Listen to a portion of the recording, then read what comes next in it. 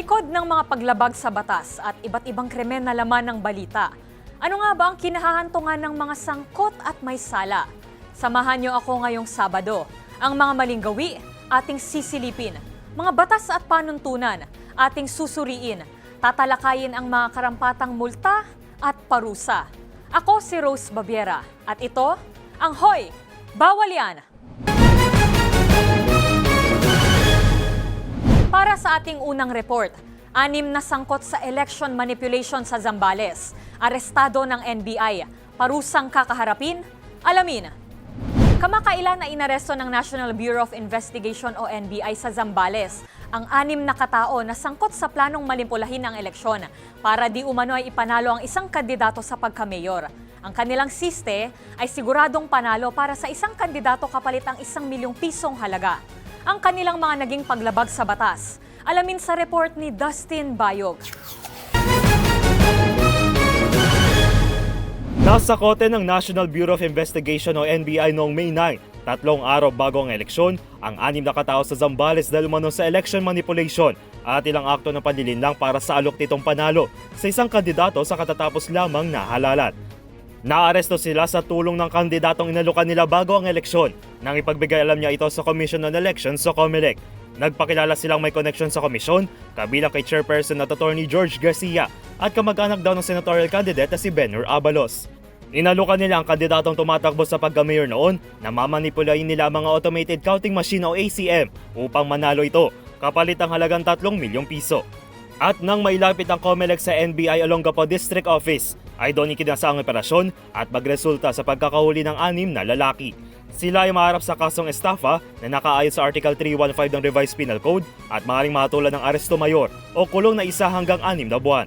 Nilalabag din ito ang Article 177 o ang pagpapakilala bilang nasa opisyal na posisyon na walang legal na basehan na maaaring maharap sa prisyon correctional mula minimum hanggang maximum periods ito o pagkakakulong ng 6 na buwan hanggang 6 na taon. Samantala, sinampahan din sila ng NBI ng kasong lumalabag sa Section 28 ng Republic Act No. 9360 o ang Automated Election System Law. At sa ating susunod na report ay serye ng ilang operasyon laban sa ilang uri ng cybercrime at kung paano nga ba tayo makakaiwas na maging biktima nito. Isa na rito ang 5 suspect sa cryptocurrency investment scheme. Inaresto ng PNP-ACG. Maaaring kaharaping parusa, alamin. Bilang bahagi ng pagpapaigting sa kampanya laban sa uri ng cybercrimes, nagkasanang operasyon ang PNP Anti-Cybercrime Group o PNP-ACG laban sa tinatawag na cryptocurrency investment scheme sa isang bayan sa Pangasinan. Sa entrapment operation, 5 katao ang naaresto na gumagawa nito na walang kaukulang mga permit. Ano nga ba ang batas ang nilabag ng mga may sala at ang maaari nilang kaharapin na parusa? Alamin sa report na ito. Arestado ang 5 individual sa San Carlos City, Pangasinan sa isinagawang entrapment operation ng Anti-Cybercrime Group o ACG ng PNP laban sa mga alok na grupo na cryptocurrency investment scheme na walang kaukulang permit.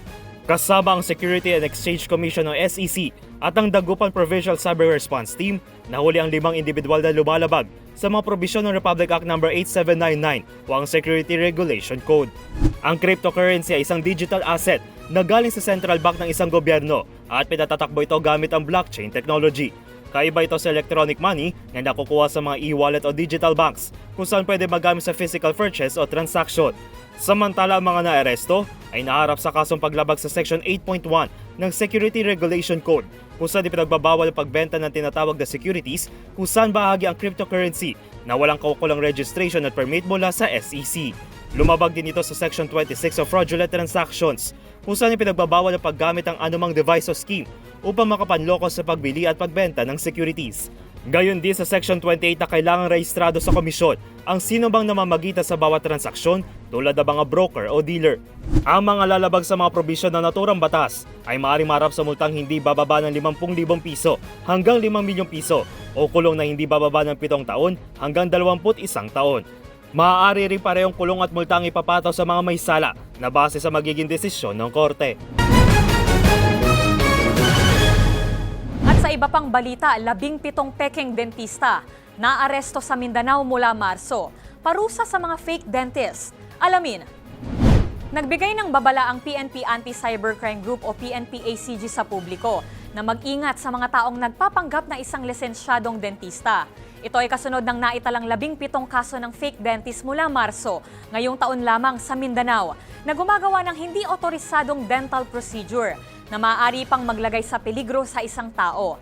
Ang maaaring kaharapin ng mga naaresto sa ilalim ng ating Philippine Dental Act. Alamin sa aking report. Isa ang dental health o pangangalaga ng ngipin sa mga kinakaharap na isyu ng bansa. Sa katunayan, noong Pebrero, lumalabas sa National Survey on Oral Health na nasa 80 milyong Pilipino ang may sira o bulok ng ngipin. Kaya naman, mahalaga ang gampanin ng mga dentista sa pagbibigay ng serbisyong dental upang masiguro ang kaligtasan ng isang tao. Kaugnayan nito, nagbigay ng paalala ang Philippine National Police Anti-Cybercrime Group o PNP-ACG na magtungo lamang sa mga rehistradong dental clinic o mga lisensyadong dentista. Ito ay bunsod ng naitalang 17 individual na ang kanilang naaresto mula Marso hanggang ngayong Mayo sa Mindanao area na nag-aalok ng dental services online kahit hindi naman ito mga lisensyado. Ang mga ganitong gawi ay pinagbabawal sangayon sa Republic Act No. 9484 o ang Philippine Dental Act of 2007. Nakapaloob sa Section 33 o ang penal provision na maaaring maharap sa multang hindi bababa ng 200,000 piso hanggang kalahating milyon o kulong ng 2 taon hanggang 5 taon ang mapapatunayan na magbibigay ng dental service na hindi lisensyado o hindi sumailalim sa isang licensure examination. Maaari ring mapatawan ng multa at pagkakakulong ang isang suspect kung ito ang magiging desisyon ng korte. At para sa susunod na report, parusa sa mga uri ng travel scam ngayong vacation season. Alamin, ngayong panahon ng bakasyon ay maraming pamilya at barkada ang nagpaplano ng kanilang summer outing o kaya naman ay staycation lalo na sa mga beach at resort. Kasabay nito ay dumarami rin ang estilo ng mga travel scams na hangarin lang ay makapanloko ng ibang tao tulad ng pekeng accommodations at pagbebenta umano ng mga murang tickets. Ano nga ba ang maaaring kaharapin ng mga taong gumagawa nito? Alamin sa report na ito. Sa pagsisimula ng summer season, nagbigay ng babala ang Scam Watch Pilipinas noong Abril para sa mga nagpaplano na ng kanilang mga outing na mag-ingat sa mga uri ng travel scam. Ayon sa grupo, tinawag nila itong 14 travel scam para sa 14 na karaniwang scam na nangyayari ngayong summer season na sinasamantala ng ilang mga mapanlokong individual. Ilan sa mga ito ang mga fake hotel bookings na inaalok sa mababang halaga, mga bogus flight at tour deals, fake accommodations at maging ang mga peking wifi hotspots na kaya makuha ang inyong mga personal na impormasyon. Kaya naman para sa mga mabibiktima at kung ito ay makuhaan ng halaga, ay maaaring haina ng kaso na estafa sa ilalim ng Revised Penal Code kung saan ipinagbabawal ang akto ng panloloko upang makakuha ng halaga mula sa isang tao. Maaaring maharap sa kulong na maximum period ng prisyon koreksyonal hanggang minimum ng prisyon mayor ang isang may sala o 6 hanggang 8 taon kung ang halaga nakuha nito sa biktima ay mula 12,000 hanggang 22,000 pesos. Maaari rin madagdagan ng 1 taon ng kulong sa kada 10,000 dagdag sa nakuwang pera. At kung ang panloloko ay naganap sa online space, ay maaari ring mapanagot ang may sala sa Cybercrime Prevention Act o Republic Act No. 10175. Sa ilalim ng computer-related fraud, maaaring marap sa kulong na 6 na taon hanggang 12 taon ang mapapatunayang lumabag dito. Samantala, ilan pa sa batas na maaaring pagbasehan ay ang Consumer Act of the Philippines o RA 7394 na isang proteksyon laban sa hindi tamang advertising ng isang serbisyo. Habang ang Data Privacy Act naman ay kung ginamit ng mga manloloko ang pangalan at ilang personal na impormasyon upang mapaniwala ang isang tao. Sa iba pang balita, parusa sa catfishing. Alamin, nagpaalala ang Bureau of Immigration o BI sa mga ulat ng illegal recruiter na nag-aalok ng trabaho abroad sa mga social media. Ilan sa mga biktima nahuli sa immigration dahil sa mga peking return tickets mula sa mga ahenteng nag-recruit sa kanila at hindi pinayagan na makaalis ng bansa. Ang parusa sa mga sindikato na gumagawa nito, tutukan sa aking report. Sa kagustuhan ng mataas na sahod, marami sa mga Pilipino ang pinipili na lang na magtrabaho sa ibang bansa. Ang pag-abroad kasi ang isang madaling paraan para kumita ng sapat o minsan higit pa sa pangangailangan. Ngunit hindi madali ang proseso nito. Kaya marami sa ating mga kababayan ay kumakapit sa mga ahensya at ahente na nag-o-offer ng trabaho abroad sa mabilis na proseso. Ayon sa Bureau of Immigration, naging talamak ang mga illegal recruiter na nag-aalok ng trabaho sa ibang bansa online. Mayroon itong kumpletong dokumento, mula plane ticket hanggang sa kontrata sa sinasabing trabaho na nagpapasweldo ng malaki.